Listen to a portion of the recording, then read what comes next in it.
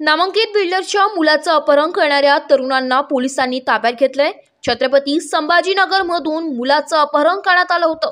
त्यावेळी बिल्डरचा 7 वर्षीय मुलगा घराजवळच सायकल चालवत होता। त्यावेळी एक कार त्याच्याजवळ येऊन थांबली। त्यात 3 ते 4 तरुण होते।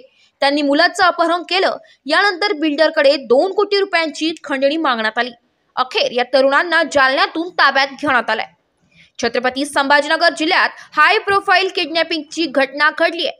बिल्डरच्या 7 वर्षीय मुलाचं त्याच्याच घराजवळून अपहरण करण्यात आलं। त्यावेळी मुलगा घराजवळ सायकल चालवत होता। एक कार त्याच्याजवळ येऊन थांबली। त्यात 3 ते 4 अज्ञात तरुण होते। त्यांनी मुलाचं अपहरण केलं। हा सर्व प्रकार सीसीटीव्ही कॅमेऱ्यात कैद झालाय। त्यांनी बिल्डरकडे 2 कोटी रुपयांची खंडणी मागितली। मात्र पुढे जाऊन गाडीचा अपघात झाल्याने त्यांना पोलिसांनी ताब्यात घेतलंय। Bureau report, star 1 Maharashtra news, Chhatrapati Sambhajinagar.